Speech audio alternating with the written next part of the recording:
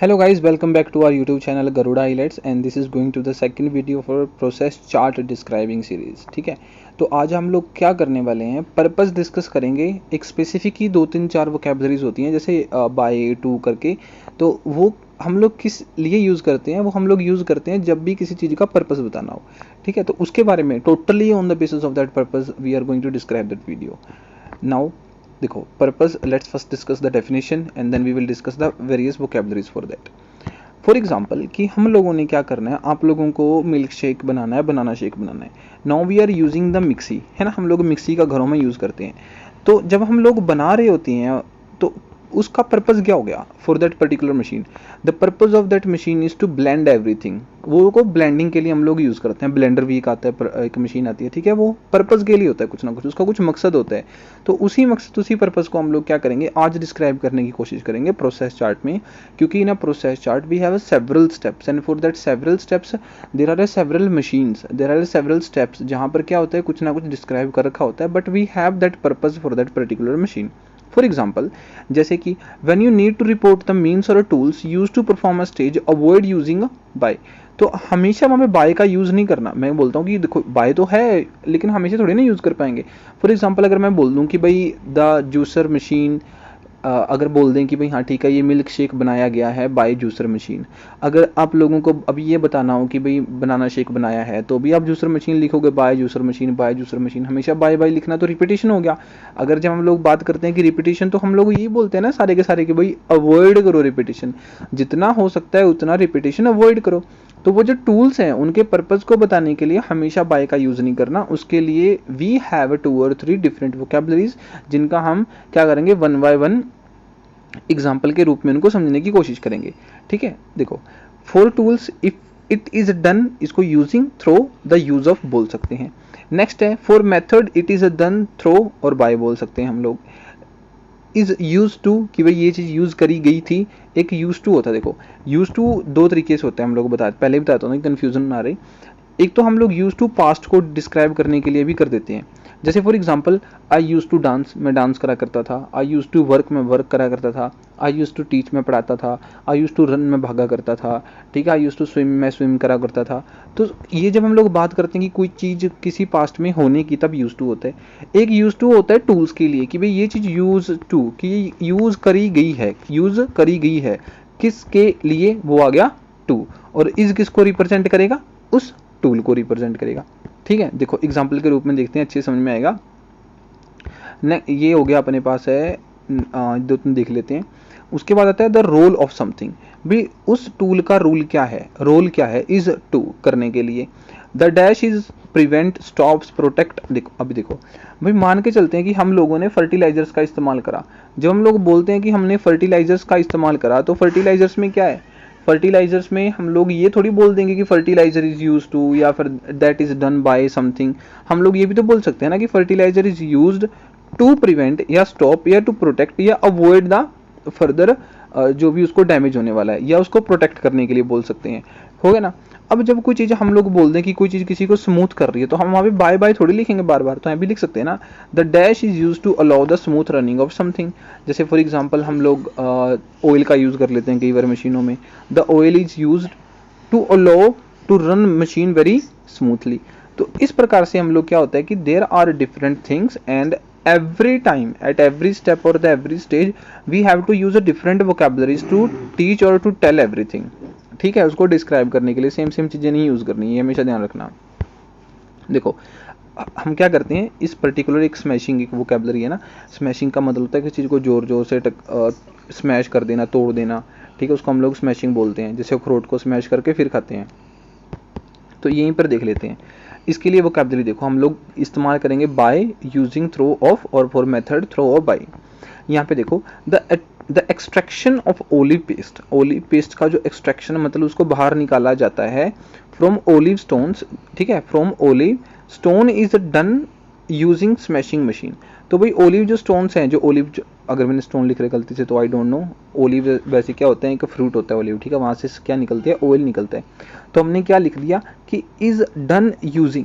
भाई is done, ये main vocabulary है, ध्यान रखना। इज डन जो यहाँ पे भी लिखी हुई है, is done using smashing machine, की स्मैशिंग मशीन के द्वारा हम लोगों ने उसको करा। अब देखो हम लोग क्या करेंगे, थ्रो द यूज ऑफ लिखेंगे, अभी ध्यान रखना, थ्रो द यूज ऑफ लिखेंगे, through the use of smashing machine. अभी स्मैशिंग मशीन यहाँ पे क्या है, लास्ट में लिखा हुआ, यहाँ पे हमने क्या करा, फर्स्ट पे लिख दिया। Through the use of smashing machine olive paste is extracted from olive stones, कि जो ओलिव पेस्ट है उसको हमने क्या कर दिया, उसको हमने एक्सट्रैक्ट कर लिया ओलिव स्टोन से। यहाँ पे एक्सट्रैक्ट का मतलब होता है बाहर निकालना, एक्सट्रैक्शन का मतलब क्या होता है, बाहर निकालना। ठीक है, होगी इतनी सी बात। तो दो सेंटेंसेस का यहाँ पे इस्तेमाल हुआ, इज डन यूजिंग, मशीन का नाम यहाँ पे आ गया, थ्रो द यूज ऑफ, इसके यूज के, ठीक है, के कारण या फिर उसके यूज से ऐसा बोल सकते हैं। नेक्स्ट क्या आ गया, उस मशीन का नाम आ गया। हो गया। जैसे यहाँ पे देखो, यहाँ पे अगर आप सेपरेट का बनाएं तो सेपरेट का क्या होएगा, इसको हम लोग बोल देते हैं कि ये सेपरेटिंग मशीन है, ऐसा बोल देते हैं। फिलहाल के लिए हम लोग क्या करेंगे, the separation of water and oil is done using separating machine, is done using separating machine. Through the use of a separating machine, इसके लिए बोल रहे हैं हम लोग, through the use of separating machine water and oil is separated, कि भाई उनको सेपरेट कर दिया गया है। यहाँ पर ये घूमने वाली मशीन भी हो सकती है, ठीक है, मेरे को नाम नहीं अभी पता घूमने वाली मशीन को क्या बोलते हैं, बट हमने चलो इसका सेपरेटिंग मशीन नाम रख दिया। दैट इज भाई ऐसा होता है कि कभी कभी जो आपको मशीन का नाम ना याद आए तो वहाँ पे जो कुछ भी ऊपर लिख रखा होगा, जैसे सेपरेटिंग लिख रखा है या फिर रिंसिंग लिख रखा है, उसको रिंसिंग और सेपरेटिंग मशीन लिख के अपना काम हम लोग निकाल सकते हैं। ये होगी पहली दो वोकैबुलरी डिस्कस करी है हमने इस स्लाइड में, ध्यान रखना, दो vocabulary, through the use of and is done by या फिर यूज ऑफ विच। चलो नेक्स्ट देख लो अपने पास क्या है, अभी हम लोग यूज करेंगे इज यूज टू। ठीक है, the role of something is to, is to का मतलब उसके लिए। देखो ध्यान से, मैं तीनों सेंटेंस, तीनों के तीनों एग्जांपल एक बार यहीं ऐसे कैसे लिख देता ताकि समझना आसान हो जाए अपने लिए। The giant container filled with the water and lime is used to wash to animal skins. तो यहाँ पे हम लोग कर क्या रहे हैं, यहाँ पे लिख रहे हैं कि जायंट कंटेनर है उसको हमने क्या कर रखा है, पानी के साथ भर रखा है, ये रहा पानी वाला, इसके बारे में बात हो रही है।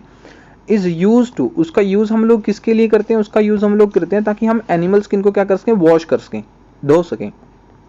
हो गया। यहाँ पे किसकी बात हो रही है, use to. The role of giant, अब देखो द रोल ऑफ, भाई उसका रोल क्या है, उसका मकसद क्या था, रोल क्या है उसका, the role of giant container, giant container का role filled with the water, पानी के साथ वो भरा हुआ है, ठीक है, एंड लाइम, लाइम भी उसके अंदर है, इज टू वॉश, वॉश करना है, किसको करना है, to animal skin, animal skin को करना है। सिंपल है ना, बहुत सिंपल है, आप लोगों को बस क्या करना है, इसका इसी प्रकार से याद करना है जिस प्रकार से मैंने लिखी हुई है, और हर एक प्रोसेस चार्ट के हिसाब से आप लोगों को चेंज करते रहना, बाकी सब टू सेम लिखना है, कुछ नहीं बदलना। आगे एक और देख लो, the role of truck is to transport polished skin in a factory where final products are made. अब हम लोग यहाँ पे बात कर रहे हैं द रोल ऑफ ट्रक, भाई रोल क्या था ट्रक का, ट्रक का रोल था कि हम लोगों ने क्या करना है, जो फाइनल प्रोडक्ट्स थे ना, सॉरी, जो कोच भी हम लोगों ने पॉलिश करा उसको फैक्ट्री में भेजना है ताकि फाइनल प्रोडक्ट बन सके। अब देखो, जब हम लोग लाइन चार्ट, जब हम लोग सॉरी ये जो प्रोसेस चार्ट डिस्क्राइब करने की बात करते हैं, तो हम यार अगर हम लोग ऐसा लिखने स्टार्ट कर दें कि एनिमल स्किन को वॉश कर दिया गया, उसको फैक्ट्री में ले जाके धो दिया गया, तो बहुत सिंपल बनेगा यार। 180 शब्द पूरे करने हमने, 150 से लेके 180 कैसे पूरे करेंगे भाई, हम लोग क्या करेंगे, उस पर्टिकुलर स्टेज को भी तो डिस्क्राइब करेंगे तभी तो हो पाएगा, अदरवाइज नहीं हो पाएगा।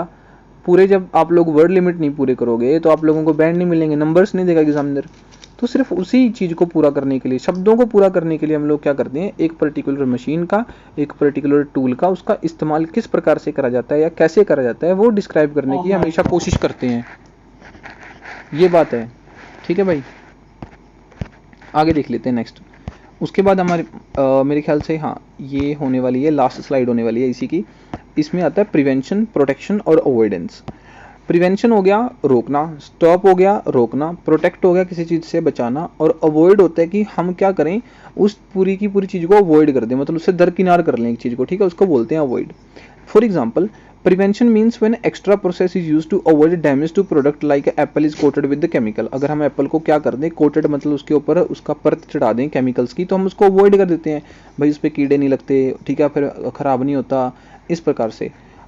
The allows to, it is similar to previous steps, बिल्कुल बिल्कुल उसी की तरह है। जैसे फॉर एग्जांपल हम लोग क्या करते हैं, हम लोग मान के चल लेते हैं कि भाई फॉर एग्जांपल यहाँ पे तो वैसे ऐसी कोई प्रिवेंशन वाली बात है नहीं, बट फॉर एग्जांपल एप्पल की ले लेते हैं, तो हम लोग क्या करेंगे, the apple is coated with the chemicals to stop from damage या टू प्रिवेंट डैमेज या टू अवॉइड डैमेज, ठीक है।